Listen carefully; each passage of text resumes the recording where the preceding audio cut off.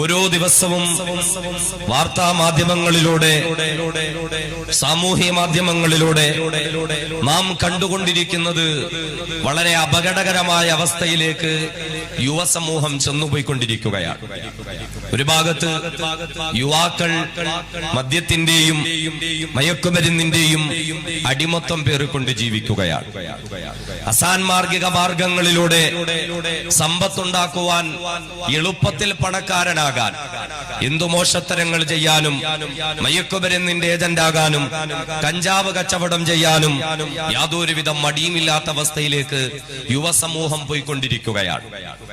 ഈ അപകടകരമായ അവസ്ഥ നമ്മുടെ മുന്നിൽ സംജാതമാകുമ്പോൾ എന്ന് മാത്രമല്ല, പെൺകുട്ടികളെ സംബന്ധിച്ചിടത്തോളം നമുക്കറിയാം, വളരെ വേദനിക്കുന്നു. മുസ്ലിം സമൂഹം മാത്രമല്ല, എല്ലാ സമുദായങ്ങളും മുസ്ലിം വീടുകളിലെ ഉമ്മമാരും വാപ്പമാരും വേദനിക്കുന്ന പോലെ ഹൈന്ദവ കുടുംബങ്ങളിലെ, ക്രൈസ്തവ കുടുംബങ്ങളിലെ മാതാപിതാക്കളും വേദനിക്കുകയാണ്. കാരണം 16, 17, 18 വയസ്സ് വരെ ജീവനക്കാളേറെ സ്നേഹിച്ച് പോറ്റി വളർത്തിയ പ്രിയപ്പെട്ട പെൺമക്കൾ മറ്റൊന്നിന്റെയും പേരിലല്ല, മിസ്കോളിലൂടെ പരിചയപ്പെട്ട കാമുകനോടൊപ്പം ജീവിക്കാൻ, വഴിവക്കിലൊരു പുഞ്ചിരിയിലൂടെ പരിചയപ്പെട്ട കാമുകനോടൊപ്പം ജീവിക്കാൻ മാതാപിതാക്കളെ വേണ്ട എന്ന് വെക്കാൻ, അവർക്കെതിരെ ശബ്ദമുയർത്താൻ യാതൊരുവിധ മടിയുമില്ലാത്ത പെൺകുട്ടികളുടെ കാലഘട്ടം.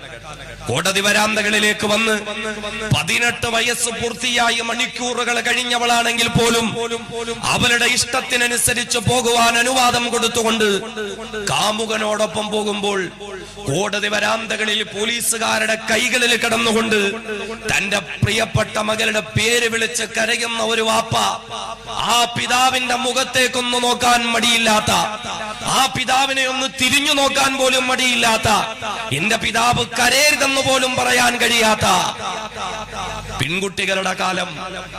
ഇഷ്ടപ്പെട്ട കാമുകനോടൊപ്പം പോകാൻ കോടതി വിധിയെഴുതുമ്പോൾ നൊന്ത് പ്രസവിച്ച പ്രിയപ്പെട്ട അമ്മ മകളുടെ കാല് കെട്ടിപ്പിടിച്ച് കരയുമ്പോൾ കാലുയർത്തിയ അമ്മയുടെ മുടിയിൽ തലയിൽ ചവിട്ടാൻ മടിയില്ലാത്ത മക്കളുടെ കാലഘട്ടമാണിത്. ഈ കാലഘട്ടത്തിൽ നാം അറിയേണ്ടത് നമ്മുടെ സന്താനങ്ങൾ നല്ലവരായ മക്കളായി മാറണം, സ്വാലിഹീങ്ങളായ മക്കളായി മാറണം, സൽസ്വഭാവത്തിനുടമകളായി മാറണം. കാലത്തിന്റെ കുത്തൊഴുക്കിനവൽ കാലിടറി വീഴാൻ പാടില്ല. ഇന്ന് ഇന്ത്യ രാജ്യം മുഴുവനും വലിയ ചർച്ച നടക്കുകയാണ്. റയാൻ സ്കൂൾ എന്ന സ്കൂളിൽ ഒരു ചെറിയ ഒരു കുട്ടിയെ മുതിർന്ന ക്ലാസ്സിൽ പഠിച്ച +1കാരൻ കത്തികൊണ്ട് അതിക്രൂരമായി കൊന്നുകളഞ്ഞു. ഇന്നത്തെ പത്രത്തിൽ നമ്മൾ കണ്ടത് വേദനയോടുകൂടി ആ +1കാരൻ പറയുന്നു, മാതാപിതാക്കളിൽ നിന്ന് സമാധാനം കിട്ടാത്തത് കൊണ്ട് സംഭവിച്ചു പോയതാണ്. മാസങ്ങൾക്ക് മുമ്പ് തിരുവനന്തപുരത്തെ സെക്രട്ടേറിയറ്റിന്റെ മുന്നിൽ പട്ടാപ്പകലിൽ ആ സെക്രട്ടേറിയറ്റിന്റെ മുന്നിലൂടെ നടന്നു പോകുന്ന ഒരു സ്ത്രീയെ പിന്നിൽ വന്ന ഒരു ചെറുപ്പക്കാരൻ മൂർച്ചേറിയ കത്തി കൊണ്ട് വയറ്റിൽ കുത്തുകയാണ്. അവരെ ആശുപത്രിയിൽ കൊണ്ടുപോയി. ആ ചെറുപ്പക്കാരനെ പോലീസ് അറസ്റ്റ് ചെയ്ത് കൊണ്ടുപോയി. നീ എന്തിനാണ് കുത്തിയത് എന്ന് ചോദിച്ചപ്പോൾ അവൻ പറഞ്ഞത്, ഞാൻ കുത്തിയ ആ സ്ത്രീ എന്റെ അമ്മയാണ്. സ്വന്തം അമ്മയെ പട്ടാപ്പകൽ 4 മുന്നിൽ വെച്ച് കുത്തിക്കൊല്ലുന്ന മക്കളുടെ കാലഘട്ടം. പണത്തിന് വേണ്ടിയിട്ട് സ്വന്തം പിതാവിന്റെ തലയിൽ കമ്പിപ്പാര കൊണ്ട് അടിച്ചു വന്ന മകന്റെ വാർത്ത ഇന്നലത്തെ പത്രത്തിലാണ് നാം വായിച്ചത്. ഇനി നാളെയുടെ പത്രങ്ങളിൽ എന്തൊക്കെയാണ് നാം കാണേണ്ടി വരുന്നത്? ഇപ്രകാരം മതപ്പതിച്ചു പോകുന്ന മക്കളുടെ യുവസമൂഹത്തിന്റെ കാലഘട്ടമാണ്. കുറ്റങ്ങൾ പലത് നമുക്ക് പറയാനുണ്ട്. അവരുടെ കൂട്ടുകെട്ട്, അവരുടെ സാഹചര്യം, വർത്തമാന കാലഘട്ടമൊക്കെ മോശമായതുകൊണ്ട് എന്റെ മകനും മോശമായെന്ന്, എന്റെ മകളും മോശമായെന്ന് ഓരോ മാതാപിതാക്കളും വിധി എഴുതുമ്പോൾ നാം ചിന്തിക്കേണ്ടത് 14, 15 വയസ്സുള്ള ചെറുപ്പക്കാരെ, സ്കൂൾ കുട്ടികളെയാണ് മയക്കുമരുന്നിന്റെ പൊതികളുമായി പിടികൂടപ്പെടുന്നത് എങ്കിൽ, കഞ്ചാവിന്റെ പൊതിക്കെട്ടുകളുമായി ഏജന്റുമാരായി ജോലി ചെയ്യുന്ന കൊച്ചുകുട്ടികളെയാണ് കൈകളാണ് പിടിക്കുന്നതെങ്കിൽ, കാലഘട്ടത്തെ പഴി പറയുന്ന, കൂട്ടുകെട്ടിനെ പഴി പറയുന്ന, സാഹചര്യത്തിന്റെ സമ്മർദ്ദങ്ങളാണ് എന്ന് വിധി പറയുന്ന മാതാപിതാക്കളോടൊന്ന് ചോദിക്കാനുള്ളത്, എങ്കിൽ 15 വർഷം ഏതൊരു മാതാവിന്റെയും പിതാവിന്റെയും മടിത്തട്ടാകുന്ന വിദ്യാലയത്തിലാണോ ഈ മക്കൾ വളർന്നു വന്നത്? ആ മക്കൾക്ക് കാലഘട്ടത്തിന്റെ അപകടത്തെ പറ്റി പറഞ്ഞു കൊടുക്കാൻ കഴിയാത്ത ഒരു മാതാവ്, ആ മക്കൾക്ക് കാലഘട്ടത്തിന്റെ തിന്മകളെ പറ്റി പരിചയപ്പെടുത്തി കൊടുക്കാൻ കഴിയാത്ത ഒരു പിതാവ്, പരിപൂർണ പരാജിതനായ മാതാവും പിതാവുമാണ്.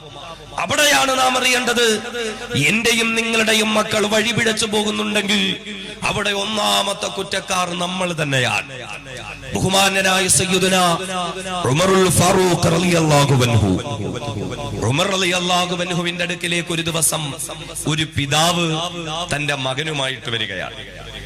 ഒരു വാപ്പ തന്റെ, നമ്മുടെയൊക്കെ അത്താണല്ലേ, എനിക്ക് വാപ്പാന്നേ വായിൽ വരുവുള്ളൂ, അതുകൊണ്ട് അത് അത്തായിട്ട് അങ്ങ് കരുതിയാ മതി എല്ലാവരും.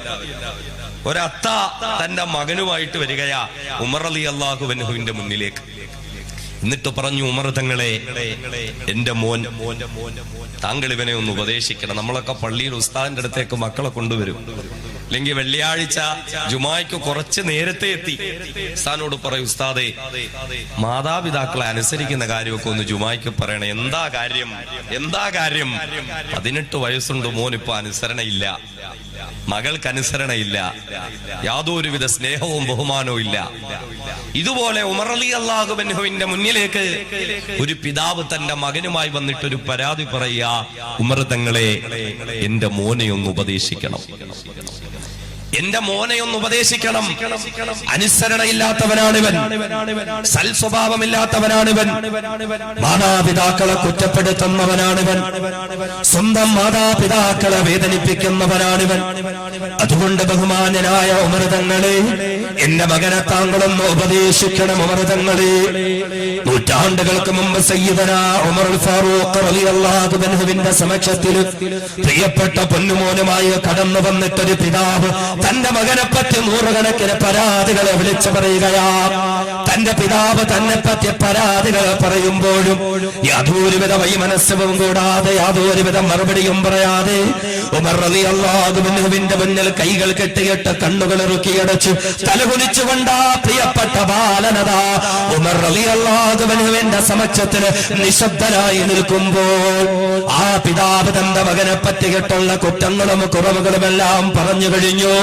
എല്ലാം കഴിഞ്ഞിട്ട് സയ്യിദനാ ഉമർ റളിയല്ലാഹു അൻഹു ആ മകനോട് സംസാരിക്കാൻ തുടങ്ങുമ്പോൾ ഉമർ റളിയല്ലാഹു അൻഹു ആ മകന്റെ മനഃശാസ്ത്രം അറിഞ്ഞുകൊണ്ട് അവനെ കൗൺസിലിന് വിധേയനാക്കാൻ തുടങ്ങുമ്പോൾ ആ ചെറുപ്പക്കാരനായ പൊന്നുമോൻ ഉമർ റളിയല്ലാഹു അൻഹുവിനോട് പറയുന്നു, ഉമർ തങ്ങളെ, എന്റെ പിതാവ് പറഞ്ഞത് 100% ശരി തന്നെയാ ഉമർ തങ്ങളെ, എന്റെ വാപ്പ പറഞ്ഞത് ശരി തന്നെയാ ഉമർ തങ്ങളെ. ഞാൻ അനുസരണയില്ലാത്ത മകനാ, ഞാൻ സൽസ്വഭാവമില്ലാത്ത മകനാ, എന്റെ മാതാപിതാക്കളെ വേദനിപ്പിക്കുന്നവനാണ് ഞാൻ, മോശ കൂട്ടുകെട്ടുകളുള്ളവനാണ് ഞാൻ, ചീത്ത വിളിക്കുന്നവനാണ് ഞാൻ, എന്നിൽ നിന്ന് പറയാൻ യാതൊരുവിധ സൽസ്വഭാവങ്ങളുമില്ല. എന്റെ പിതാവ് പറഞ്ഞത് 100% ശരി തന്നെയാ, ഒരു കള്ളവും എന്റെ പിതാവ് എന്നെ പറ്റി പറഞ്ഞെന്ന് എനിക്ക് പരാതിയില്ല.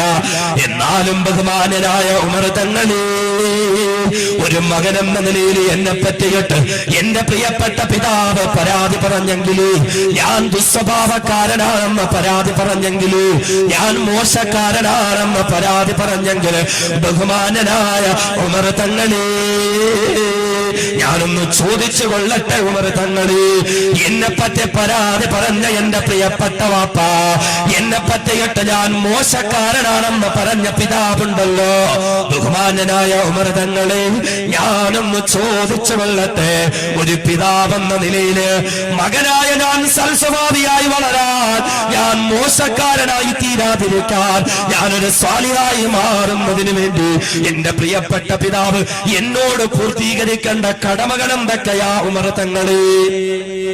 എന്റെ വാപ്പയ്ക്ക് എന്നോടുള്ള കടമകൾ എന്തൊക്കെയാ? ഏത് നിലയിൽ വളർത്തിയാലാണ് ഞാൻ നന്നാവുന്നത് ഉമർ തങ്ങളെ? അതുകൊണ്ട് ഉമർ തങ്ങളെ, എന്റെ വാപ്പയ്ക്ക് എന്നോടുള്ള കടമകൾ താങ്കളൊന്ന് പറയുമ്പോ മഹാനായ ഉമറുൽ ഫാറൂഖ് റളിയല്ലാഹു അൻഹു പറഞ്ഞു തുടങ്ങുകയാ. ആ മകനോട് ഉമർ റളിയല്ലാഹു അൻഹു പറയുകയാ, ഒരു മകൻ നല്ലവനായി തീരണമെങ്കിൽ, സൽസ്വഭാവിയായ മകനായി തന്റെ മകൻ വളർന്നു വരണമെങ്കിൽ, ഒരു പിതാവ് തന്റെ മകനോട് ചെയ്യേണ്ടെന്ന കടമകടപ്പാടുകളിൽ ഒന്നാമത്തെ കടമ എന്തെന്നറിയുമോ? അയ്യം തഖിയ ഉമ്മഹു, അവനെ പോറ്റി വളർത്തുന്ന അവന്റെ പ്രിയപ്പെട്ട ഉമ്മ. ഏതൊരു മാതാവിന്റെ മടിത്തട്ടിൽ കടന്നുകൊണ്ടാണോ പ്രിയപ്പെട്ട പൊന്നുമോന് വളർന്നു വരുന്നത്, ഏതൊരു മാതാവാണോ മകന് സൽസ്വഭാവം പകർന്നു കൊടുക്കേണ്ടുന്നത്, ഏതൊരു മാതാവാണോ മകന് ഇസ്ലാമിക സംസ്കാരം പകർന്നു കൊടുക്കേണ്ടുന്നത്, ഏതൊരു മാതാവാണോ തന്റെ പ്രിയപ്പെട്ട മകന് നല്ല സംസ്കാരങ്ങളെ പഠിപ്പിച്ചു കൊടുക്കേണ്ടുന്നത്, അങ്ങനെയുള്ള അവന്റെ പ്രിയപ്പെട്ട ഉമ്മ അയ്യം തഖിയ ഉമ്മഹു, അവന്റെ ഉമ്മയെ നല്ലവളാക്കി മാറ്റുക. ഒരു പിതാവിന് തന്റെ മകനോടുള്ള ഒന്നാമത്തെ കടമ അവന്റെ ഉമ്മയെ നല്ലവളാക്കി മാറ്റുക, അവന്റെ ഉമ്മയെ ദീനീ സംസ്കാരമുള്ളവളാക്കി മാറ്റുക. രണ്ടാമത് വീണ്ടും ഉമറുൽ ഫാറൂഖ് റളിയല്ലാഹു അൻഹു പറയുകയാ, ഒരു പിതാവിന് തന്റെ മകനോടുള്ള പ്രധാനപ്പെട്ട രണ്ടാമത്തെ കടമ അയ്യുഹസ്സിന ഇസ്മഹു, നല്ല പേര് ചൊല്ലി വിളിക്കുക, നല്ല അർത്ഥമുള്ള പേര് വിളിക്കുക, മുൻഗാമികളായ മഹത്തുക്കളുടെ സ്വാലിഹീങ്ങളുടെ പേര് വിളിക്കുക. മൂന്നാമതൊരു പിതാവിന് തന്റെ മകനോടുള്ള പരമപ്രധാനമായ കടമയാണ് അയ്യുഅല്ലിമഹുൽ കിതാബ്, അല്ലാഹുവിന്റെ ഖുർആൻ പഠിപ്പിക്കുക, ദീനീ വിദ്യാഭ്യാസം കൊടുക്കുക, ദീനീയായ മര്യാദകൾ പഠിപ്പിക്കുക. ഈ മൂന്ന് കടമകളും പറഞ്ഞു കഴിഞ്ഞ ഉടനെ ആ മകൻ ഉമറുൽ ഫാറൂഖ് പറയുന്ന, ഉമർ തങ്ങളെ, അല്ലയോ ബഹുമാനനായ ഉമർ തങ്ങളെ, എന്നെപ്പറ്റി പരാതി പറഞ്ഞ എന്റെ വാപ്പയുണ്ടല്ലോ, ഞാനൊരു ദുസ്വഭാവക്കാരനാണെന്ന് പരാതി പറഞ്ഞ, ഞാൻ മോശക്കാരനാണെന്ന് പരാതി പറഞ്ഞ, ഞാനൊരു ചീത്തക്കുട്ടിയാണെന്ന് പരാതി പറഞ്ഞ എന്റെ പ്രിയപ്പെട്ട വാപ്പയുണ്ടല്ലോ ഉമർ തങ്ങളെ, ഞാൻ സൽസ്വഭാവിയായി മാറാൻ എന്റെ വാപ്പ എന്നോട് ചെയ്യേണ്ടുന്ന മൂന്ന് കടമകൾ മാത്രമാ താങ്കൾ ഇവിടെ പറഞ്ഞതെങ്കിൽ, ഈ ബഹുമാനനായ ഉമർ തങ്ങളെ, ഈ മൂന്ന് കടമകളിലും എന്റെ വാപ്പ പരിപൂർണ പരാജിതനാ. ഈ മൂന്ന് കാര്യങ്ങളും എന്റെ പിതാവ് എന്നോട് പൂർത്തീകരിച്ചിട്ടില്ല. ഒന്നാമതായി എന്റെ പിതാവിന് എന്നോടുള്ള കടമ അയ്യം തഖിയ ഉമ്മഹു, എന്റെ ഉമ്മയെ നല്ലവളാക്കി മാറ്റുക എന്നുള്ളവളാണെങ്കിൽ, ഉമർ തങ്ങളെ, എന്റെ ഉമ്മ ഒരു നീഗ്രോ കുടുംബത്തിൽപ്പെട്ട സ്ത്രീയാ, അവരിൽ നിന്ന് നന്മകളൊന്നും ഞാൻ പഠിച്ചിട്ടില്ല, അവരിൽ നിന്ന് നല്ല സംസ്കാരം എനിക്ക് പകർന്നു നൽകപ്പെട്ടിട്ടില്ല, അവരിൽ നിന്ന് സൽസ്വഭാവത്തിന്റെ പൂർത്തീകരണം എനിക്ക് നൽകപ്പെട്ടിട്ടില്ല. അതുകൊണ്ട് എന്നോടുള്ള ഒന്നാമത്തെ കടമയിൽ തന്നെ എന്റെ പിതാവ് പരിപൂർണ പരാജിതനാ ഉമർ തങ്ങളെ. രണ്ടാമത് എന്റെ പിതാവിന് എന്നോടുള്ള കടമ അയ്യുഹസ്സിന ഇസ്മഹു, നല്ല പേര് ചൊല്ലി വിളിക്കലാണെങ്കിലോ അവിടെയും എന്റെ വാപ്പ പരാജയപ്പെട്ടു പോയി ഉമർ തങ്ങളെ. എന്റെ വാപ്പ എന്നെ വിളിക്കുന്ന പേര് കരിവണ്ട് എന്നർത്ഥം വരുന്ന പേരാണ്. കരിവണ്ട് എന്ന അറബി പദമായ എന്റെ വാപ്പ എന്നെ വിളിക്കുന്നത്. നല്ല പേരിടുന്ന കാര്യത്തിലും എന്റെ പിതാവ് പരാജയപ്പെട്ടു പോയി. മൂന്നാമത് എന്റെ പിതാവിന് എന്നോടുള്ള കടമ അയ്യുഅല്ലിമഹുൽ കിതാബ്, അല്ലാഹുവിന്റെ ഖുർആൻ പഠിപ്പിക്കലാണെങ്കിലും ദീനീ വിദ്യാഭ്യാസം നൽകലാണെങ്കിലും അവിടെയും എന്റെ പിതാവ് പരാജയപ്പെട്ടു പോയി. നാളുന്നവരെ എനിക്ക് ദീനിയായ വിദ്യാഭ്യാസം എന്റെ പിതാവ് നൽകിയിട്ടില്ലല്ലോ. ആ മകൻ ഉമർ റളിയല്ലാഹു അൻഹുവിനോട് തന്റെ പിതാവ് തന്നോടുള്ള കടമകൾ പൂർത്തീകരിച്ചിട്ടില്ല എന്ന് പറയുമ്പോൾ ഉമർ റളിയല്ലാഹു അൻഹുവിന്റെ ശരീരം ചൂടുകൊണ്ട് വിറയ്ക്കുകയാണ്. അവിടുത്തെയുടെ ശരീരം അതാ കോപം കൊണ്ട് ചുമക്കുകയാ, അവിടുത്തെയുടെ കണ്ണുകൾ ചുമക്കുകയാ. ബഹുമാനനായ സയ്യിദുനാ ഉമറുൽ ഫാറൂഖ് റളിയല്ലാഹു അൻഹു ആ പിതാവിനെ നോക്കിയിട്ട് ഗർജിക്കാൻ തുടങ്ങിയ മനുഷ്യ, നിങ്ങൾ നിങ്ങളുടെ മകനെ പറ്റി എന്നോട് പരാതി പറഞ്ഞെങ്കിൽ അവൻ ദുസ്വഭാവിയാണെന്ന്, അവനൊരു ചീത്തക്കാരനാണെന്ന്, അവനൊരു മോശപ്പെട്ടവനാണെന്ന് നിങ്ങളുടെ മകനെ പറ്റി നിങ്ങൾ പരാതി പറഞ്ഞെങ്കിൽ ഇവിടെ കുറ്റക്കാരൻ നിങ്ങളുടെ മകനല്ല, ഇവിടെ കുറ്റക്കാരൻ നിങ്ങൾ തന്നെയാ.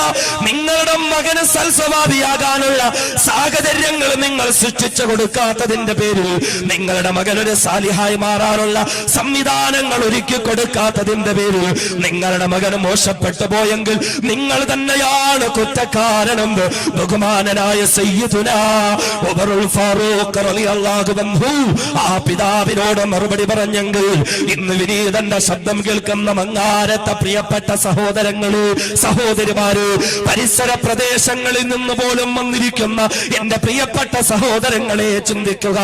പരാതിയുണ്ടോ? മകന്റെ ദുസ്വഭാവത്തെ പറ്റി പരാതിയുണ്ടോ?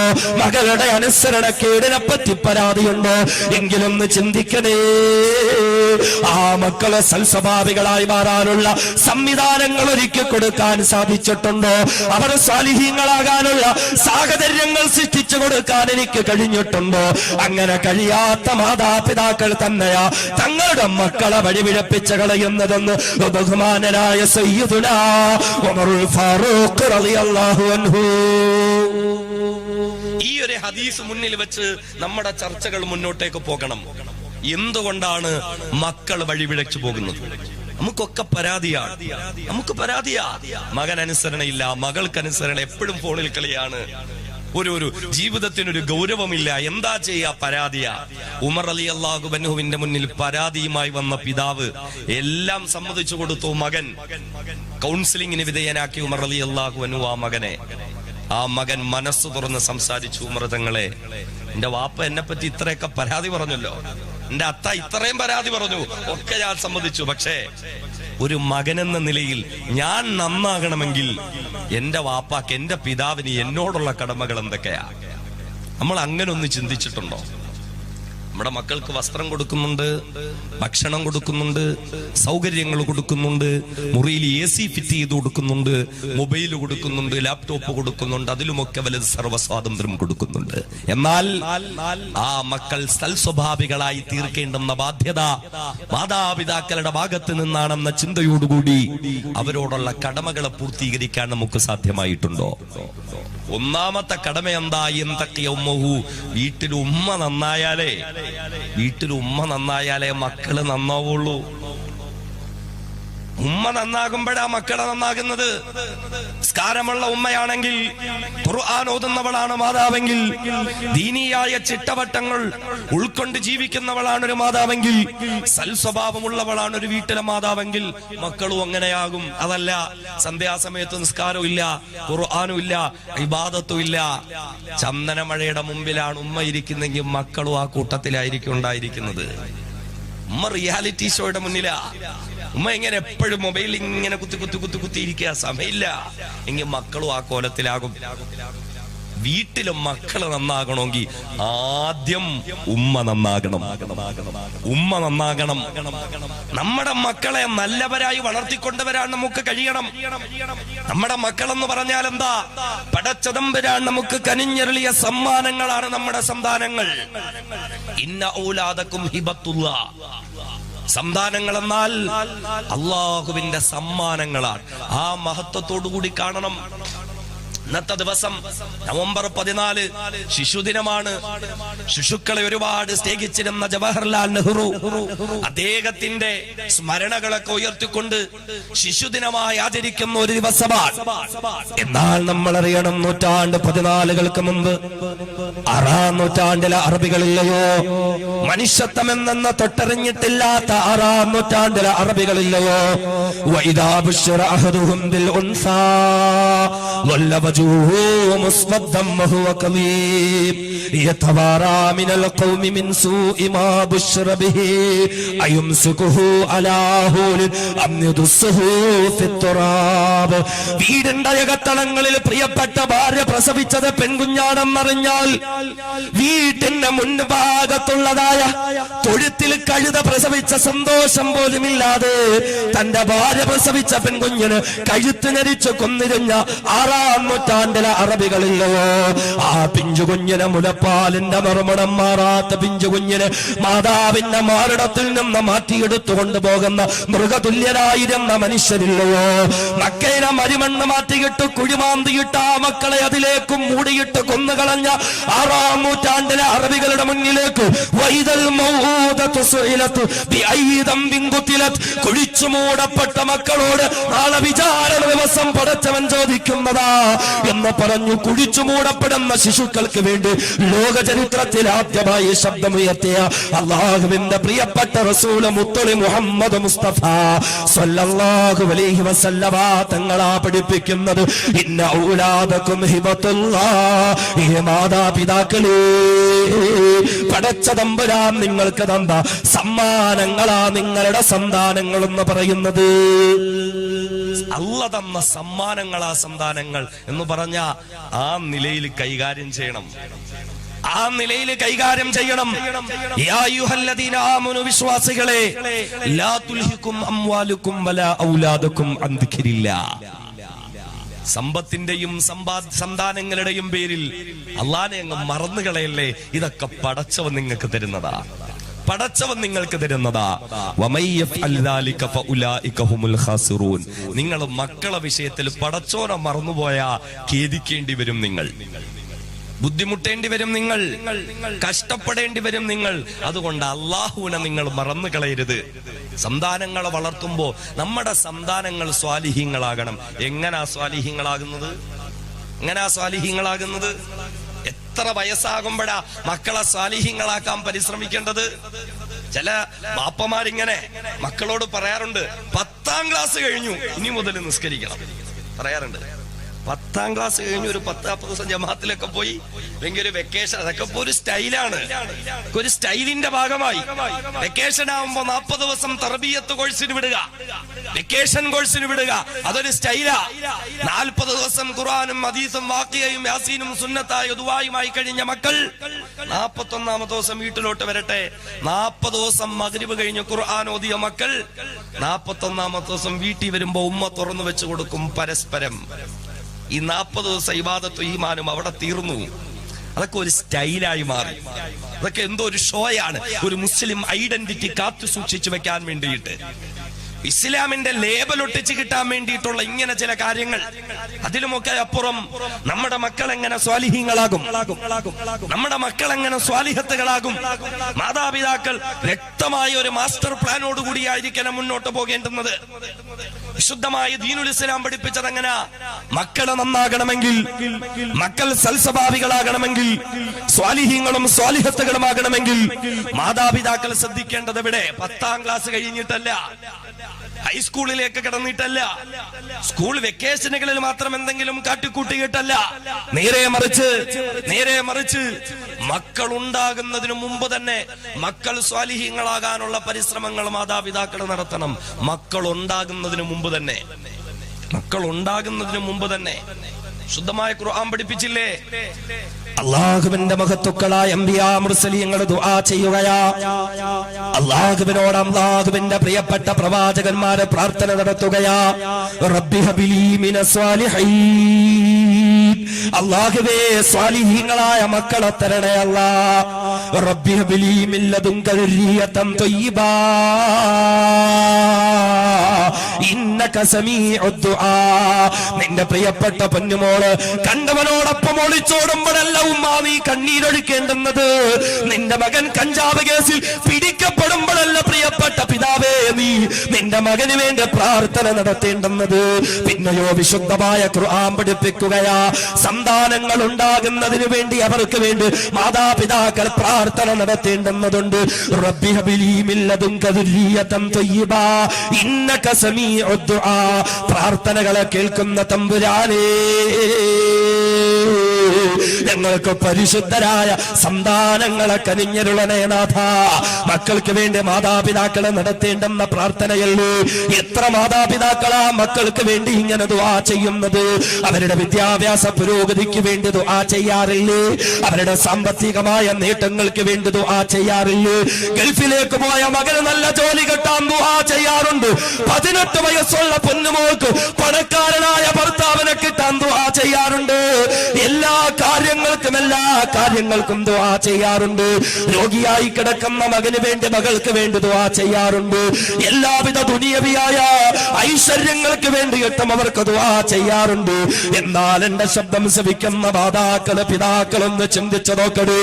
നാളെന്നവരെ മക്കള് സ്വാലിഹീങ്ങളാകാൻ വേണ്ടി എന്ന് ദുആ ചെയ്തു.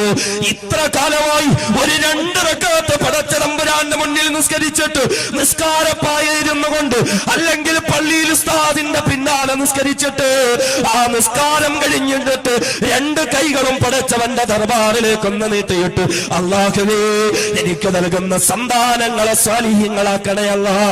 സ്വാലിഹീങ്ങളായ സന്താനങ്ങളായി ഞങ്ങളുടെ സന്താനങ്ങൾ നീ സ്വീകരിക്കണേ നാഥ. എത്ര മാതാപിതാക്കൾക്ക് ആ ദുആ ചെയ്യാൻ കഴിഞ്ഞിട്ടുള്ളത്. അവിടെയാണ് വിശുദ്ധമായ ദീനുൽ ഇസ്ലാം പഠിപ്പിക്കുന്നത്. റബ്ബനാ ഹബ് ലനാ മിൻ അസ്വാജിനാ വദുരിയാതിനാ ഖുർറത അയുനി വജഅൽനാ ലിൽ മുത്തഖീന ഇമാമാ. അല്ലാഹുവേ ഞങ്ങളുടെ സന്താനങ്ങളെയും സഹധർമ്മിണിമാരെയും ഞങ്ങൾക്ക് കൺകുളിർമയേകുന്നവരാക്കണേ അല്ലാഹ്. ഞങ്ങളെ ഓരോരുത്തരെയും തഖ്വയുള്ളവരുടെ നേതാക്കന്മാരാക്കി മാറ്റണേ അല്ലാഹ്. ഓരോ മാതാപിതാക്കളും തങ്ങൾക്ക് വേണ്ടിയിട്ടും തങ്ങളുടെ മക്കൾക്ക് വേണ്ടിയിട്ടും ദുആ ചെയ്യണമെന്ന് വിശുദ്ധമായ ഖുർആൻ പഠിപ്പിക്കുമ്പോൾ എന്ന് മാത്രമല്ല, ആദരവായ അഷ്റഫുൽ ഖൽഖ് നബിയുനാ മുഹമ്മദ് മുസ്തഫ സല്ലല്ലാഹു അലൈഹി വസല്ലമ തങ്ങൾ പഠിപ്പിച്ചില്ലേ, കല്യാണം കഴിഞ്ഞ് കല്യാണ രാത്രിയിൽ മണവാട്ടിയും മണവാളനും മണിയറയിലേക്ക് മധുവിധു വരാൻ വേണ്ടി കടന്നു പോകുമ്പോൾ ഏതൊക്കെ സന്ദർഭത്തിലാണോ അനുവദനീയമായ ഹലാലായ ശാരീരിക ബന്ധത്തിലേക്ക് ഒരു ഭാര്യയും ഭർത്താവും കടന്നു ചെല്ലുന്നത്, ഈ ശാരീരിക ബന്ധത്തിൽ ഏർപ്പെടുമ്പോഴൊക്കെയും അവിടെ ഒരു ഭാര്യയും ഭർത്താവും ചെയ്യേണ്ടുന്ന ഒരു പ്രാർത്ഥനയുണ്ട്. എന്ത് പ്രാർത്ഥനയാ? അല്ലാഹുമ്മ ജന്നിബിന ശൈത്വാൻ, അല്ലാഹുമ്മ ജന്നിബിന ശൈത്വാൻ വജന്നിബി ശൈത്വാന ഫീമാ റസഖ്തനാ. അല്ലാഹുവേ അല്ലാഹുവേ ഞങ്ങളെ പിശാചിൽ നിന്ന് കാക്കണേ നാഥ. എന്ന് മാത്രമല്ല, ഈ അനുവദനീയമായ ശാരീരിക ബന്ധത്തിലൂടെ ഞങ്ങൾക്ക് പിറക്കുന്നതായ സന്താനങ്ങളെയും പിശാചിൽ നിന്ന് മോചിപ്പിക്കണേ നാഥ എന്ന് ശാരീരിക ബന്ധത്തിൽ ഏർപ്പെടുന്ന സന്ദർഭത്തിൽ ഭാര്യാ ഭർത്താക്കന്മാരെ പ്രാർത്ഥന നടത്തണമെന്ന് നബിയുനാ മുഹമ്മദ് മുസ്തഫ സല്ലല്ലാഹു അലൈഹി വസല്ലം. നമ്മൾ ചിന്തിക്കണം, മക്കള് വേലി ചാടുമ്പോഴല്ല അവർക്ക് വേണ്ടി പ്രാർത്ഥിക്കേണ്ടത്. പ്രശ്നങ്ങൾ ഉണ്ടാകുമ്പോ പടച്ചോനെ വലിയ പ്രാർത്ഥനയാ, ഭയങ്കര ദുആയാ. എന്താ കാര്യം? മോനെ കള്ള് കേസിൽ പിടിച്ചു, കഞ്ചാവ് കേസിൽ പിടിച്ചു, അടിപിടി കേസിൽ പിടിച്ചു, മോളുടെ ഫോണിൽ നിന്ന് എന്തൊക്കെയോ പിടിച്ചു, ആരുമായിട്ടോ ബന്ധമുണ്ട്. പടച്ചവനെ പിന്നെ ഒടുക്കത്തെ ദുആയാ. എന്താ? പിന്നെ തഹജ്ജുദ്, പിന്നെ ഇശ്റാഖ്, പിന്നെ ളുഹ. എപ്പോഴും ഇങ്ങനെ ദുആ ദുആ ദുആ. അതുവരെ ആർക്കും ഒരു ദുആയും വേണ്ട, ആർക്കും വേണ്ട. 10ാം ക്ലാസ്സിൽ പഠിക്കുക മോള്, പർദ്ദ വേണ്ട, അവർക്ക് ദീൻ വേണ്ട, അവർക്ക് തർബിയത്തും സ്വലാഹിയത്തും വേണ്ട. പിന്നെന്താ? ആരുടെയെങ്കിലും കൂടെ വേലി ചാടുന്നു എന്നറിയുമ്പോ അപ്പൊ വിളിക്കും ഉസ്താദിനെ, ഉസ്താദേ മോക്ക് ഇനി കുറച്ച് ദീൻ ആവശ്യമുണ്ട്, ചേർക്കാൻ പറ്റിയ ബനാത്ത് വല്ലതുണ്ടോ? വേലി ചാടുമ്പോഴാ ബനാത്ത് വേണ്ടത്, പ്രശ്നം ഉണ്ടാക്കുമ്പോഴാ തർബിയത്ത് വേണ്ടത്. എന്നാൽ ആദരവായ മുത്തളി മുഹമ്മദ് മുസ്തഫ സല്ലല്ലാഹു അലൈഹി വസല്ലം പഠിപ്പിച്ചു, ഭാര്യാ ഭർത്താക്കന്മാർ ഒരു സന്താനത്തിന് വേണ്ടിയുള്ള താല്പര്യത്തിൽ അനുവദനീയമായ ശാരീരിക ബന്ധത്തിൽ ഏർപ്പെടുമ്പോൾ അവിടെ ആ മൂർധന്യാവസ്ഥയിലും പ്രാർത്ഥന നടത്തണം. അല്ലാഹുമ്മ ജന്നിബിന ശൈത്താൻ, അല്ലാഹുവേ ഞങ്ങളെ രണ്ടുപേരെയും ശൈത്താനിൽ നിന്ന് കാക്കണേ അല്ലാഹ്. വജന്നിബി ശൈത്താന ഫീമാ റസഖതന, ഈ ബന്ധത്തിലൂടെ നീ തരുന്ന സന്താനങ്ങളെയും പിശാചിൽ നിന്ന് കാക്കണേ അല്ലാഹ്. എവിടെ? അവിടെ ദുആ ചെയ്യണം. ചെയ്തിട്ടുണ്ടോ ഒന്ന് ഓർത്ത് ആലോചിച്ചു നോക്കേ. ഇനി പറഞ്ഞിട്ട് കാര്യമില്ല.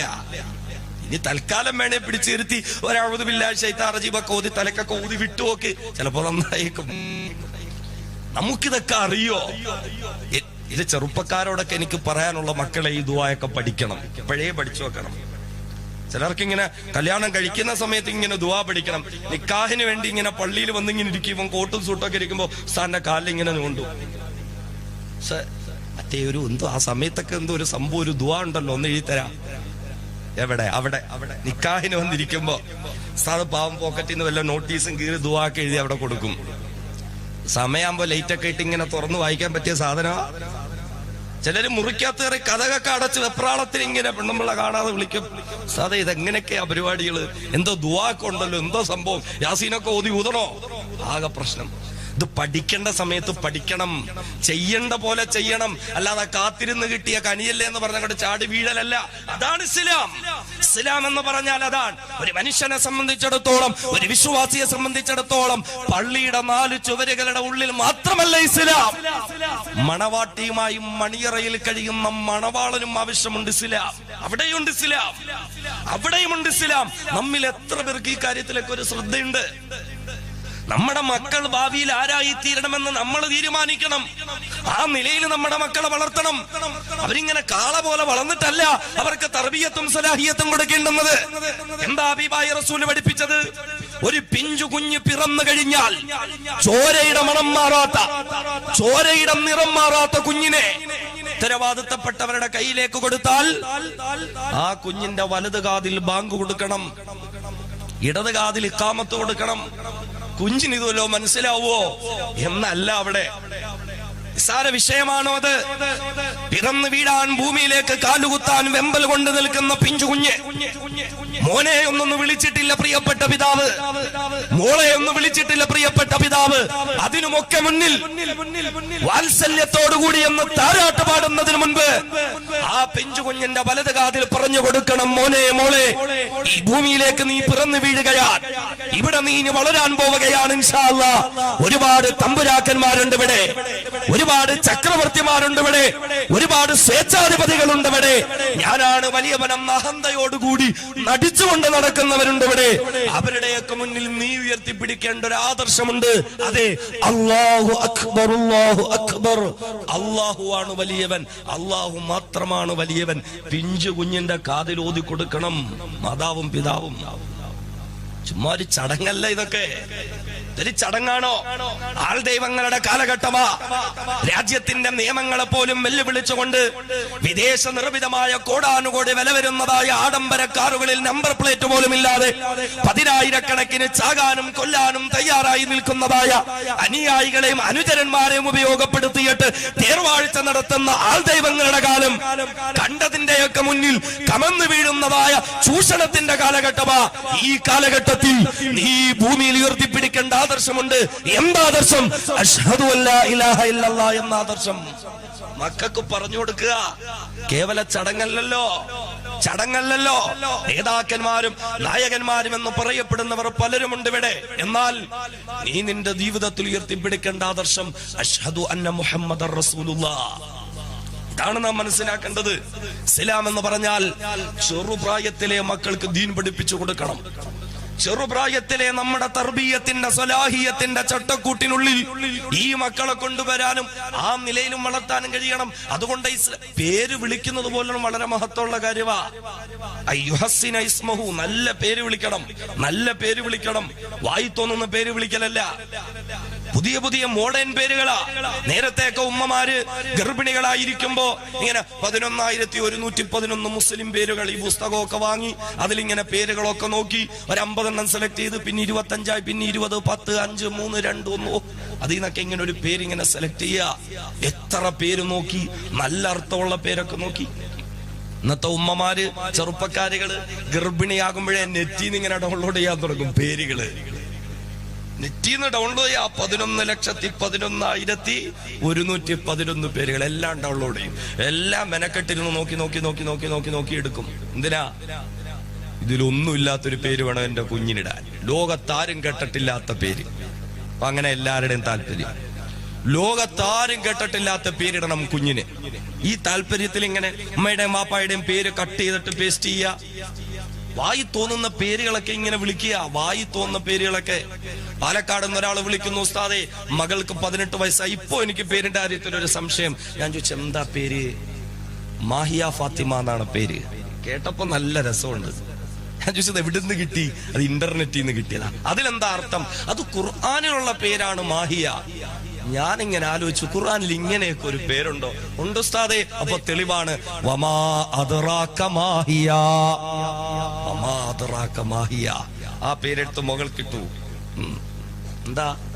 അള്ളാഹു നരകത്തെ പറ്റി ഇങ്ങനെ പറഞ്ഞിട്ട് ചോദിക്കുക, വമാ അദ്റാക മാ ഹിയ. ഓ, ആ നരകം അതെന്താ സാധനം എന്നറിയോ നബിയേ? ആ മാഹിയ, എന്താ ഒരു സാധനം. നോക്കിട്ട പേരിന്റെ അർത്ഥമാ മാഹിയ ഫാത്തിമ. ഫാത്തിമ എന്താ ഒരു സാധനം. വായി തോന്നുന്ന പേരുകളൊക്കെ ഇടുക. പാപ്പാന്റെ ഉമ്മാന്റെയും പേര് കട്ട് ചെയ്തിട്ട് ഇങ്ങനെ വലിയ വെറൈറ്റി പേരുകൾ. പാപ്പാക്കു നല്ല പേര് ഫാറൂഖ്, ഉമ്മാക്ക് നല്ല പേര് ഹാജറ. രണ്ടുപേർക്കും ഒരു മകള് ജനിച്ചു, എന്ത് പേരിടണം രണ്ടുപേരും തീരുമാനിച്ചു. ഫാറൂഖിന്റെ ഫായും എടുത്തു, ഹാജറയുടെ ജിറായും എടുത്തു. നല്ല പേര് ഫാജിറ ഫാത്തിമ. അപ്പൊ എന്ത് ചേർന്നാലും ഫാത്തിമ കേൾക്കുക. അനിത ഫാത്തിമ, സുനിത ഫാത്തിമ, ഒക്കെ ഫാത്തിമ ചേർക്കല. ഇസ്ലാമിയത്തായി, ഇസ്ലാമിയത്തായി. നമുക്ക് ഉമ്മായും വാപ്പായും പേരിട്ടു, അത്തായും ഉമ്മായും പേരിട്ടു ഫാജിറ ഫാത്തിമ. എന്ത് സുന്ദരമായ പേരാ അല്ലേ? എല്ലാവരുടെ മുമ്പിൽ ഇങ്ങനെ മേനി നടിക്കുകയല്ലേ? സബോർഡിനേറ്റേഴ്സിന്റെ മുമ്പില്, നാട്ടുകാരുടെ മുന്നില്, എല്ലാവരുടെ മുമ്പിലും വെറൈറ്റി പേരാ. ഇതുവരെ കേട്ടിട്ടുണ്ടോ? ഇതുവരെ കേട്ടിട്ടുണ്ടോ? 4 വയസ്സാകുമ്പോ പള്ളിയിൽ ഉസ്താദിന്റെ തലക്കിരുത്താൻ വേണ്ടി കൊണ്ടുപോകും, മദ്രസ ചേർക്കാൻ. ഉസ്താദ് രജിസ്റ്റർ ഒക്കെ എടുത്ത് വെച്ചിട്ട് ചോദിക്കും, മോളെ പേരെന്താ? ഫാജിറ ഫാത്തിമ. തൊലഞ്ഞു. ഉസ്താദ് രജിസ്റ്റർ ഒക്കെ പൂട്ടിവെക്കും. ഫാറൂഖ് സാഹിബേ, ഇത് എവിടുന്ന് കിട്ടി ഈ പേര്? ഇപ്പോഴും ഇങ്ങനെ അഭിമാനമാ ഉസ്താദേ. പലരും ചോദിച്ചതാണ് കേട്ടോ ഇത്. സ്കൂളിൽ ചേർക്കാൻ കൊണ്ടപ്പോ അവിടെ പോലും ചോദിച്ചാ ആർക്കും പറഞ്ഞു കൊടുത്തില്ല. ഉസ്താദായതുകൊണ്ട് പറയാം, എന്റെ പേര് ഫാറൂഖ്, ഭാര്യയുടെ പേര് ഹാജിറ. എന്റെ ഫായും ഭാര്യയുടെ ജിറായും കൂടെ ചേർത്ത് ഫാജിറ എന്നിട്ടു. ഉസ്താദ് തലയ്ക്ക് കൈവെക്കും, തമ്പുരാനെ നിങ്ങൾക്ക് അത്ര ആഗ്രഹമായിരുന്നെങ്കിൽ നിങ്ങളുടെ ജിറായും ഭാര്യയുടെ ജിറായും നിങ്ങളുടെ ഫായും കൂടെ ചേർത്തിട്ട് ജിറാഫ് നിട്ടിടായിരുന്നു. എന്നാലും കുഴപ്പമില്ല, എങ്കിലും കുഴപ്പമില്ല. കാരണം എന്താ? ഫാജിറ ഫാത്തിമ, വൃത്തികെട്ട ഫാത്തിമ. വൃത്തികെട്ട ഫാത്തിമ. പേരിടുമ്പോ പോലും നമുക്ക് ശ്രദ്ധയില്ല. വെറൈറ്റി പേരുകളുടെ പിന്നാലെ. അത് പറഞ്ഞാൽ ഒരുപാട് നീണ്ടുപോകും. എന്ന് പറഞ്ഞാൽ പേരിട്ടൊരു കുഞ്ഞിനെ ജീവിതകാലം അത്രയും വിളിച്ചു വളർന്ന പേരുകൾ പോലും അവരുടെ ജീവിതത്തിൽ പ്രതിഫലിക്കപ്പെടുമെന്നല്ലേ?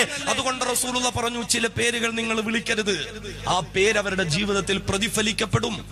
വലിയ വിഷയമാണിത്, വലിയ വിഷയമാണിത്. നാം ഒന്ന് ചിന്തിച്ചേ, ഇസ്ലാം എന്താ പഠിപ്പിച്ചത്?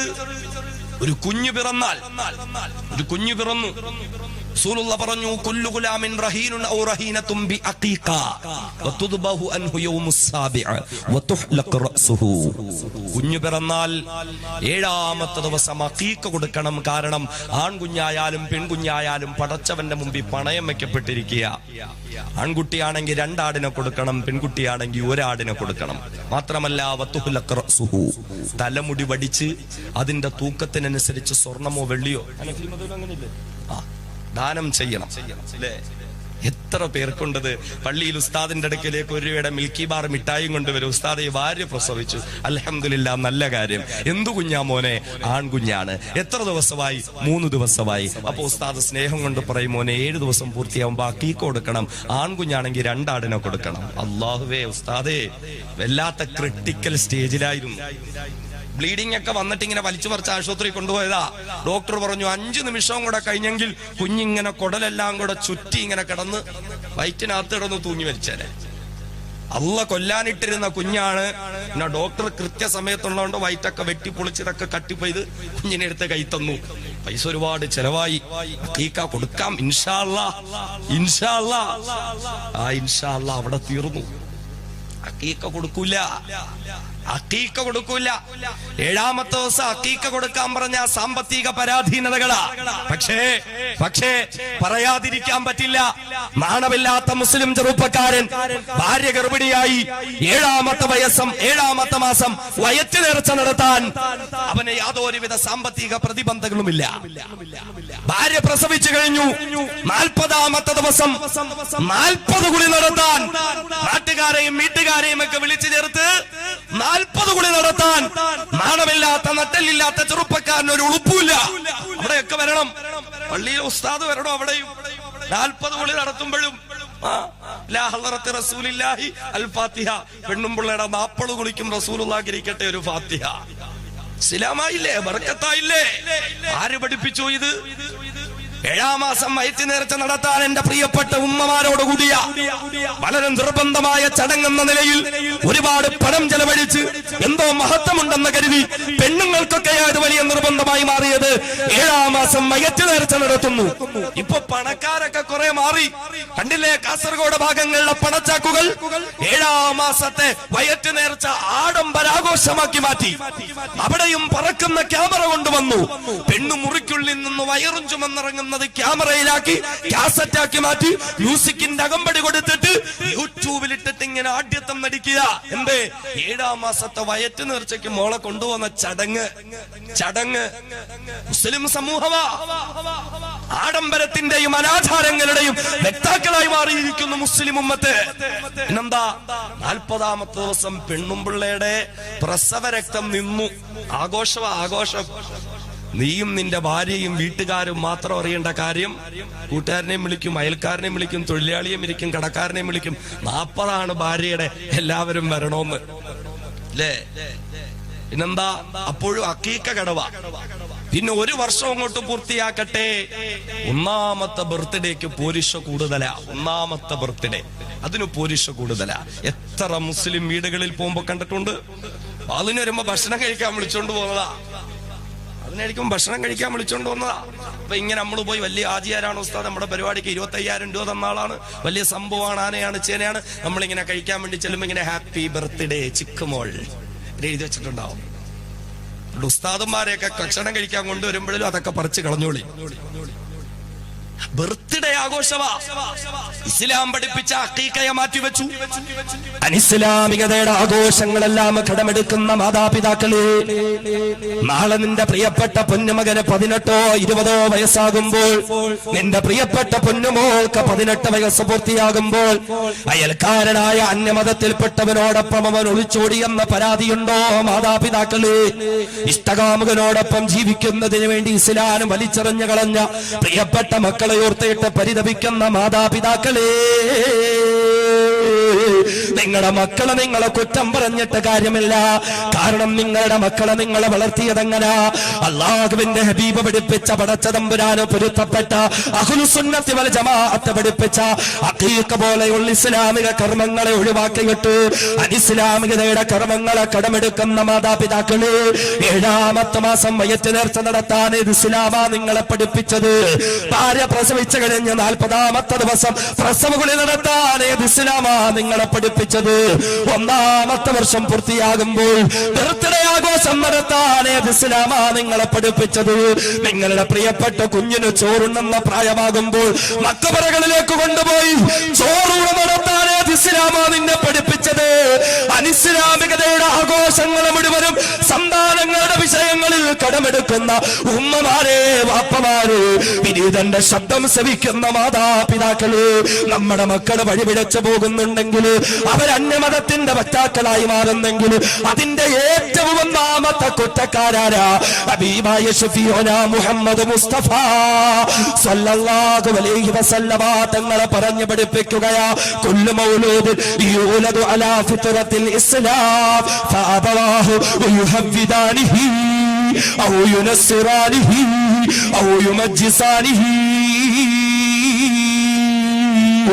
നബിയുനാ മുഹമ്മദ് മുസ്തഫ സല്ലല്ലാഹു അലൈഹി വസല്ലം പഠിപ്പിക്കുകയാണ്. മാതാപിതാക്കളെ ശ്രദ്ധിച്ച് കേട്ടുകൊള്ളുക. ജൂതനസാറാക്കളുടെ ആചാരമായ ബർത്ത്ഡേക്കല്ലേ താല്പര്യമുള്ളത്? അനിസ്ലാമികതയുടെ ആചാരങ്ങൾക്കല്ലേ താല്പര്യമുള്ളത്? എങ്കിൽ 14 മുമ്പ് ലോകത്തിന്റെ മുത്തായ നായകൻ നബിയുനാ മുഹമ്മദ് മുസ്തഫ സല്ലല്ലാഹു അലൈഹി വസല്ലം തങ്ങൾ പഠിപ്പിക്കുകയാണ്. കുല്ലു മൗലൂദ് യൂലദു അലാ ഫിത്രത്തിൽ ഇസ്ലാം. എല്ലാ മക്കളും ഇസ്ലാമിന്റെ പ്രകൃതിയിൽ പിറന്നു വീഴുന്നവരാ.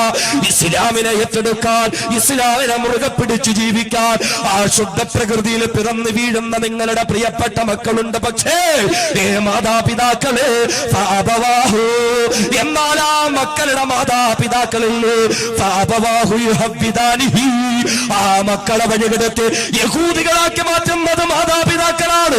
ഔ യുനസ്സിറാനിഹി, ആ മക്കളെ നസ്റാനിയാക്കുന്നത് മാതാപിതാക്കളാണ്. ഔ യുമജ്ജിസാനിഹി, അവരെ മജൂസിയാക്കുന്നത് മാതാപിതാക്കളാ.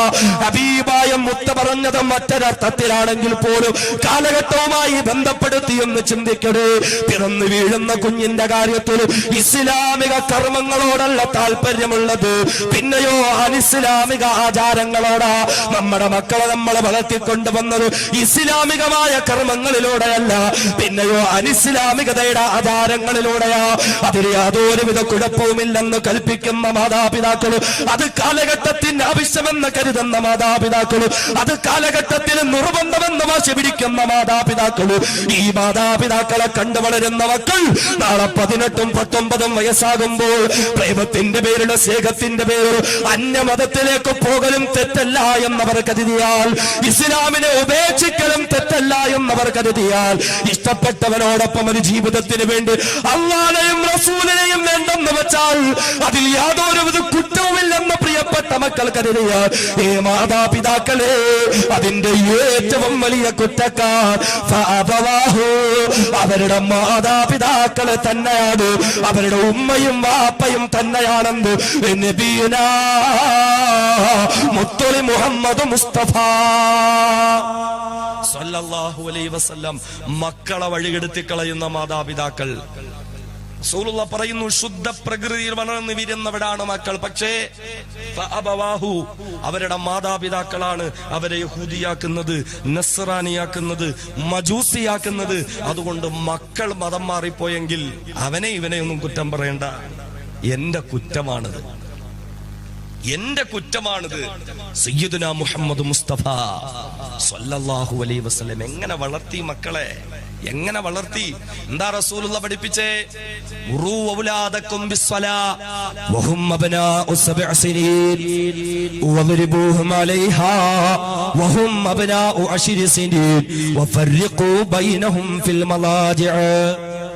റസൂലുള്ളാഹി സ്വല്ലല്ലാഹു അലൈഹി വസല്ലം പഠിപ്പിച്ച എന്താ? മാതാപിതാക്കളെ മുറൂ ഔലാദക്കും ബിസ്സലാ വഹും അബ്നാഉ സബ്അ സിനീൻ, 7 വയസ്സായാൽ നിങ്ങളുടെ മക്കളോട് നിങ്ങൾ നിസ്കരിക്കാൻ കൽപ്പിക്കണം. നമ്മുടെ മക്കളിൽ ആൺകുട്ടിയാകട്ടെ പെൺകുട്ടിയാകട്ടെ 7 വയസ്സെന്ന് പൂർത്തിയാകുന്നു അന്ന് മുതൽ നിസ്കരിക്കാൻ നിർബന്ധമായും കൽപ്പിക്കണം. ആര്? മാതാപിതാക്കൾ. എത്ര മാതാപിതാക്കൾ കൽപ്പിക്കും? 7 വയസ്സ് മുതൽ എത്ര വയസ്സുവരെ? 10 വയസ്സുവരെ 3 വർഷം 1095 ദിവസത്തെ കോച്ചിങ് നിസ്കാരത്തിന്റെ വിഷയത്തിൽ മാതാപിതാക്കൾ മക്കൾക്ക് കൊടുക്കണം. 1095 ദിവസത്തെ കോച്ചിങ് നിസ്കാരത്തിന്റെ വിഷയത്തിൽ മാതാപിതാക്കൾ മക്കൾക്ക് കൊടുക്കണം. 5475 തവണ മാതാപിതാക്കളും മക്കളുടെ നിസ്കാരത്തിന്റെ കാര്യത്തിൽ ശ്രദ്ധ പുലർത്തണം. അതാ ഇസ്ലാം പറഞ്ഞത്. നമ്മുടെ മക്കൾ മദ്രസയിൽ പോകുന്നു, നിസ്കാരത്തിന്റെ വാജിബ് പഠിക്കുന്നു, ഫർള് പഠിക്കുന്നു, സുന്നത്ത് പഠിക്കുന്നു, എല്ലാം പഠിക്കുന്നുണ്ട്. എന്നാൽ ഇത്രയും നാൾ ഏതെങ്കിലും ഒരു ഉമ്മായോ വാപ്പായോ ഏതെങ്കിലും ഒരു അത്തായോ അമ്മായോ മക്കളെ വിളിച്ചിട്ടെ, നീ ഒന്ന് ഒളു ചെയ്യുന്ന എങ്ങനെയാണെന്നൊന്ന് കാണിച്ചേ, ഞാനൊന്ന് നോക്കട്ടെ, നിസ്കരിക്കുന്ന എങ്ങനെയാണെന്ന് നോക്കട്ടെ, ഫാത്തിഹ ഒന്ന് ഓതിയേ, സനാ ഒന്ന് ഓതിയേ, അത്തഹിയാത്ത് ഒന്ന് ഓതിയേ, റുക്കൂ ചെയ്യുന്നതൊന്ന് കാണിച്ചേ, എങ്ങനെയാണെന്ന് നോക്കട്ടെ. എത്ര മാതാപിതാക്കൾക്ക് ആ കാര്യത്തിൽ ശ്രദ്ധയുണ്ട്? 3 വർഷം മക്കളെ നിസ്കരിപ്പിക്കണം. ഫജ്റിന് പള്ളിയിലേക്ക് പോകുന്ന അത്ത വീട്ടിൽ കിടന്നുറങ്ങുന്ന 7 വയസ്സുള്ള മോനെ വിളിച്ചുണർത്തണം, പള്ളിയിൽ കൊണ്ടുപോകണം, നിസ്കരിപ്പിക്കണം. വളൂ ചെയ്യുമ്പോ കൂടെ നിർത്തി വളൂ ചെയ്യിപ്പിക്കണം. നിസ്കരിക്കുന്നതിൽ തെറ്റുണ്ടെങ്കിൽ അതുൾപ്പെടെ പറഞ്ഞു കൊടുക്കണം. ഏത് വാപ്പ ഏതത്തായിക്ക് ശ്രദ്ധയുണ്ട്? അത്ത ഇങ്ങനെ രാവിലെ ഫജ്റിന് പള്ളിയിലേക്ക് പോകുമ്പോ 15 വയസ്സുള്ള മോനെ ഇങ്ങനെ അകത്ത് കിടന്നുറങ്ങുണ്ടാവും. അത്ത പോയി മോനെ ഇങ്ങനെ വിളിച്ചുണർത്തും, മോനെ അത്ത പള്ളിയിൽ പോവാ, നീ ആ കഥോ കുറ്റിയിട്ടിട്ട് വന്ന് ബാക്കിയും കൂടെ ഉറങ്ങിക്കോ. വിളിച്ചുണർത്തുന്നതിന് അതിനു വേണ്ടിയിട്ടാ വിളിച്ചുണർത്തുന്നത് തന്നെ. 7ാമത്തെ വയസ്സ് മുതൽ മക്കളെ നിസ്കാരത്തിന്റെ കാര്യത്തിൽ ട്രെയിനിങ് കൊടുക്കണം. നിസ്കാരത്തിന്റെ കാര്യത്തിൽ മാതാപിതാക്കൾക്ക് ശ്രദ്ധയുണ്ടാകണം. 3 വർഷം അവരെ നിസ്കാരം പഠിപ്പിക്കണം. 1095 ദിവസം 5475 തവണ മാതാപിതാക്കൾ മക്കളെ നിസ്കാരം പഠിപ്പിച്ചു. 3 വർഷം പൂർത്തിയായി, 10 വയസ്സ് പൂർത്തിയായി. തൊട്ടടുത്ത ദിവസം പ്രേരണയില്ലാതെ അവൻ നിസ്കാരം ശ്രദ്ധിക്കുന്നില്ല എങ്കിൽ, നിസ്കാരത്തിന്റെ കാര്യത്തിൽ മുടക്കം വരുത്തുന്നെങ്കിൽ 3 വർഷം ട്രെയിനിങ് കൊടുത്ത മാതാപിതാക്കളാണെങ്കിൽ അവനെ അടിക്കാം. ആര് ട്രെയിനിങ് കൊടുത്തു? നമ്മുടെ മക്കൾക്ക് നിസ്കാരമില്ലെങ്കിൽ ആർക്കാ അടി കിട്ടേണ്ടത്? മക്കൾക്കാണോ അതോ മാതാപിതാക്കൾക്കാണോ? നമ്മൾ പഠിപ്പിച്ചിട്ടുണ്ടോ? നമ്മൾ ശ്രദ്ധിച്ചിട്ടുണ്ടോ? ആ കാര്യത്തിൽ ഒരു ഗൗരവം പുലർത്തിയിട്ടുണ്ടോ? മുൻഗാമികളൊക്കെ മുൻഗാമികളായത് എങ്ങനെയാ? ചെറുപ്രായത്തിൽ തന്നെ മക്കളെ ആ നിലയിൽ വളർത്താൻ അവര് ശ്രദ്ധിച്ചിരുന്നു. മഹാനായ സുൽത്താനുൽ ഔലിയ ശൈഖ് മുഹീദ്ദീൻ അബ്ദുൽ ഖാദിർ ജീലാനി ഖദ്ദസല്ലാഹു സിർറഹുൽ അസീസ്, വലിയ മഹാന. എങ്ങനെയാ മഹാനായത്? ശൈഖ് ജീലാനി തങ്ങളുടെ ഉമ്മ ചെറുപ്രായത്തിൽ തന്റെ കുഞ്ഞിന് പാല് കൊടുക്കാൻ ഒരുങ്ങുമ്പോൾ വുളൂ ചെയ്ത് വലത് മാറിടത്തിൽ നിന്ന് പാല് കൊടുത്ത് കുഞ്ഞു പാല് കുടിക്കുമ്പോൾ സൂറത്തുൽ ഫാത്തിഹയും ആയത്തുൽ കുർസിയും ഉൾപ്പെടെ ആ കുഞ്ഞിന്റെ ശരീരത്തിലേക്ക് ഊതുമായിരുന്നത്രേ. പാല് കൊടുക്കുമ്പോൾ വുളൂ ചെയ്യുക, വലത് മാറിടത്തിൽ നിന്ന് കൊടുക്കുക, ഖുർആനും ആയത്തും ഒക്കെ ഊതുക. ഏത് ഉമ്മമാർക്കാ ഇതൊക്കെ സാധിക്കുന്നത്? സീരിയല് കണ്ടോണ്ടിരിക്കുമ്പോഴാ കുഞ്ഞ് കരയുന്നത്. ഓടിച്ചെന്ന് തൊട്ടീന്ന് വാരി എടുത്തോണ്ട് വന്ന് ഇങ്ങനെ കൊണ്ട് പാല് കൊടുക്കും. വെച്ചു കൊടുത്തേക്കുന്ന വായിലാണോ മൂക്കിലാണോ നോക്കാൻ പോലും സമയമില്ല. പിന്നെ ഇനി ഫാത്തിഹ ഓതണം, ഒന്നും എടുക്കണം. എവിടെ നടക്കാൻ ഇതൊക്കെ എവിടെ നടക്കാൻ? ചെറുപ്രായത്തിൽ തൊട്ടടുത്തുള്ള മദ്രസയിൽ പഠിക്കാൻ പോകും അബ്ദുൽ ഖാദർ എന്ന കുഞ്ഞുമോൻ. എന്നിട്ട് മദ്രസ കഴിഞ്ഞ് വീട്ടിലേക്ക് വന്നിട്ട് ഉമ്മയോട് പറയും, ഉമ്മ വിശക്കുന്നു, കഴിക്കാൻ ഭക്ഷണം വേണം. ഉമ്മ പറയും, മോനെ ഇവിടെ കഴിക്കാൻ ഭക്ഷണമൊന്നുമില്ല, നീ പോയി വുളൂ ചെയ്ത് മുസല്ല വിരിച്ച് 2 റക്അത്ത് സുന്നത്ത് നിസ്കരിച്ചിട്ട് അള്ളാഹുവിനോട് പറയുമ്മ, അള്ളാഹുവേ എനിക്കും എന്റെ ഉമ്മാക്കും കഴിക്കാൻ ഭക്ഷണമില്ല, നീ എന്തെങ്കിലും ഭക്ഷണം തരണം തമ്പുരാനെ. അള്ളാഹുവിനോട് നീ ദുആ ചെയ്യ്. 2 റക്അത്ത് നിസ്കരിച്ചിട്ട് ഉമ്മ ശീലിപ്പിക്കുക. ആ കുഞ്ഞ് നിസ്കരിക്കും, അള്ളാഹുവിനോട് ദുആ ചെയ്യും. അത് കഴിഞ്ഞു വരും. ഉമ്മ പറയും, മോനെ അലമാര തുറന്നു നോക്ക, അള്ളാഹ് അവിടെ ഭക്ഷണം വെച്ചിട്ടുണ്ടാവും. ആ കുഞ്ഞു പോയി അലമാര തുറക്കുമ്പോൾ നല്ല ആവി പറക്കുന്ന ഭക്ഷണം ഉണ്ടാവും. ഉമ്മയും മോനും ഇരുന്ന് കഴിക്കും. ഉമ്മ ചോദിക്കും മോനോട്, മോനെ ആര് തന്ന ഭക്ഷണം? അള്ളാഹു തന്ന ഭക്ഷണം. അള്ളാഹു തന്ന ഭക്ഷണം.